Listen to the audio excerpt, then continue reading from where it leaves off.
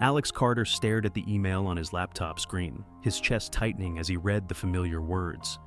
"Thank you for your application, but we've decided to move forward with other candidates." It was the third rejection that week, and while he had grown accustomed to these polite dismissals, this one stung more than usual.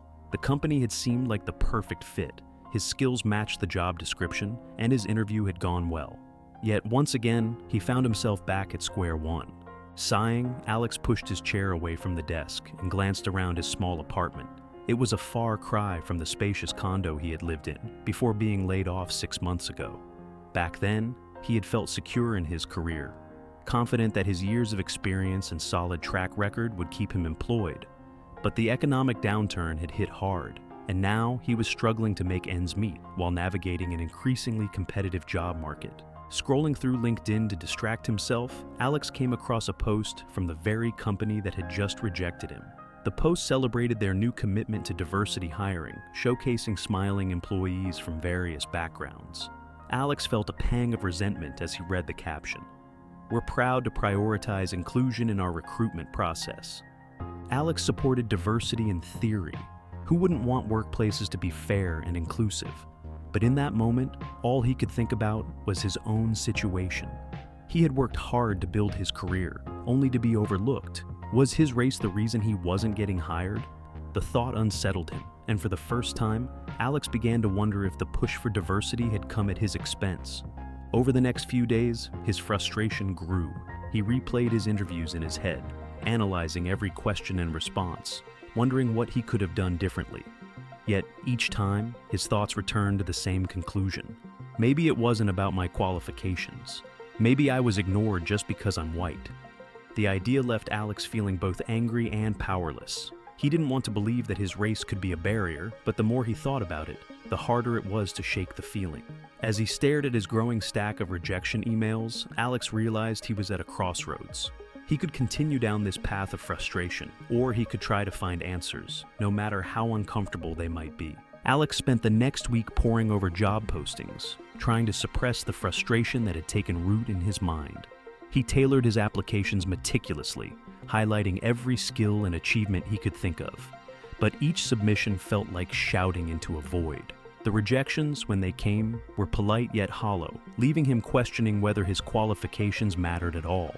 One morning, he received a notification about a job he had applied for weeks earlier. His heart raced as he opened the email, only to find another rejection. This time, however, the company included feedback. "While your application was strong, we've chosen to prioritize candidates who align with our diversity goals." The words hit Alex like a punch to the gut. He reread the email several times, his initial confusion giving way to anger. He knew companies were emphasizing diversity initiatives, but this was the first time he'd seen it explicitly stated as the reason for rejection. It felt personal, as though his qualifications and experience had been cast aside solely because of his race. A growing resentment. That evening, Alex met with his best friend Ryan at a local coffee shop. Ryan had been supportive throughout Alex's job hunt. But tonight, Alex felt too frustrated to mask his emotions. "It's like I don't even have a chance anymore," Alex said, pushing his coffee cup aside. "Every company is more focused on diversity quotas than actual qualifications. I can't compete with that." Ryan raised an eyebrow. "I get that it's frustrating, but aren't diversity quotas supposed to fix inequalities? I mean, it's not like the playing field has been fair for everyone." Alex sighed, running a hand through his hair. "I'm not against diversity. I get why it's important. But it feels like people like me don't even get considered anymore. What's the point of working hard if it doesn't matter?" Ryan leaned back, his expression thoughtful. "Maybe it's not that simple. Have you actually talked to anyone about how these quotas work? Or are you just assuming it's why you're not getting hired?"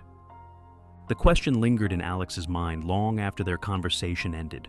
Was his frustration justified, or was he looking for someone or something to blame?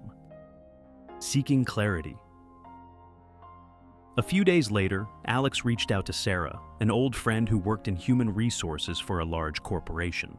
Sarah was someone he trusted, and he hoped she could offer insight into the hiring process.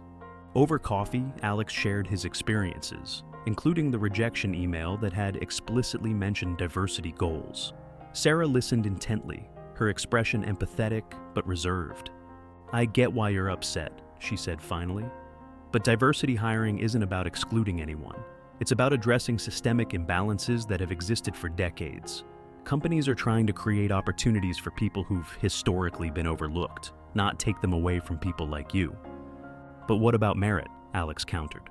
"Shouldn't the best person for the job get hired no matter what?" Sarah nodded. "Merit is still important, but the definition of best is broader than you think. Diverse teams bring perspectives that make companies stronger. It's not about saying you're not qualified. It's about creating a balance that benefits everyone."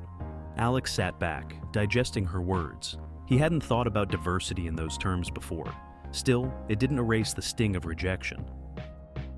A personal reflection. That night, Alex couldn't sleep. Sarah's words replayed in his mind, forcing him to confront questions he hadn't asked himself before. Had he benefited from privileges he hadn't even recognized? Did his anger stem from genuine unfairness, or from feeling displaced in a system he'd always assumed would work for him?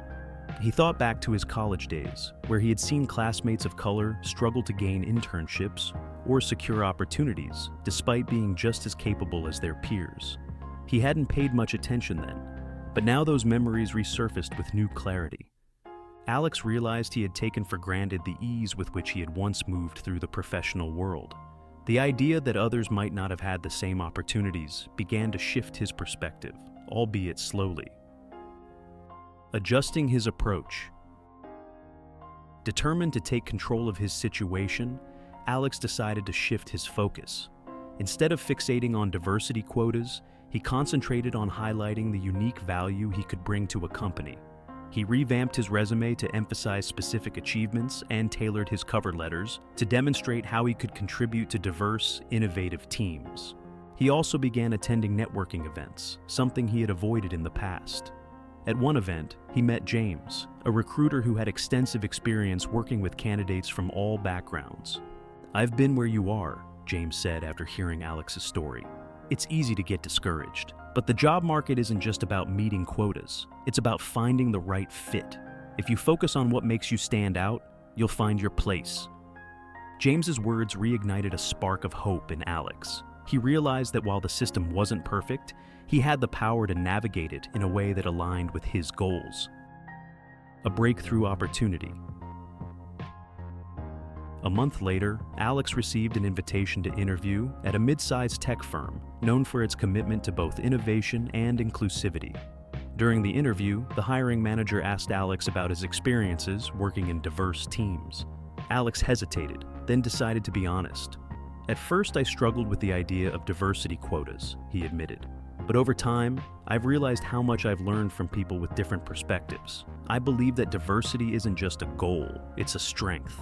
And I want to be part of a team where everyone contributes something unique." The hiring manager smiled. "That's exactly the mindset we're looking for." A week later, Alex received the job offer. For the first time in months, he felt a sense of relief and excitement. A new perspective.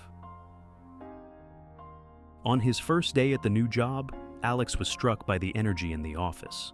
His colleagues came from a wide range of backgrounds, and their collaboration was seamless. He quickly realized that their diverse perspectives enriched every discussion, leading to innovative ideas he might not have considered on his own. Alex's initial frustrations hadn't disappeared completely, but his understanding of the bigger picture had grown. He saw now that diversity initiatives weren't about excluding him.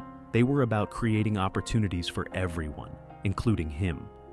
Months into his new job, Alex sat at his desk, reviewing a project proposal with his team.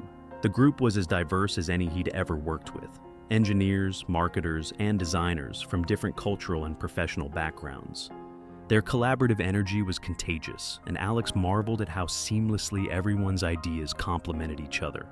For the first time in a long while, Alex felt like he truly belonged. The journey to this point hadn't been easy, and he carried the lessons from those difficult months with him.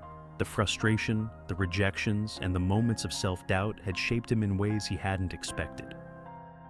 A conversation that changed everything. During a coffee break, Alex found himself chatting with his manager, Rachel, about his experience joining the team. He hesitated before sharing. To be honest, when I first started looking for jobs, I was frustrated by all the talk about diversity quotas. I felt like I was being ignored because of who I am. Rachel raised an eyebrow, but nodded thoughtfully. That's a feeling a lot of people have had at some point, she said. But what changed for you? Alex sipped his coffee and thought about it. I realized I wasn't seeing the bigger picture. It wasn't about me being excluded. It was about giving opportunities to people who hadn't had them before. And honestly, working here has shown me how much better a team can be when everyone brings something different to the table. Rachel smiled. That's the goal. Diversity isn't about checking boxes. It's about creating spaces where everyone can thrive, together. Reflecting on the journey. That conversation stayed with Alex as he settled into his role. He thought back to the initial anger and confusion he'd felt when rejections piled up, and how easy it had been to blame something he didn't fully understand. Through conversations with people like Sarah and James, he had learned to shift his perspective. Instead of seeing diversity initiatives as a threat, he came to see them as a necessary step toward equity and innovation. A new advocate. Inspired by his own growth, Alex began mentoring a younger colleague, Priya, who was new to the company and eager to find her footing. He shared his experiences, encouraging her to embrace her unique perspective and voice. I spent too much time focusing on what I thought I didn't have, Alex told her. What really matters is recognizing what you do bring to the table and how that fits into a bigger picture. As Alex walked out of the office that evening, he felt a sense of pride. He had grown, not just as a professional, but as a person. What once felt like exclusion had become an opportunity to understand, connect, and contribute to something greater. Alex smiled, ready for whatever came next.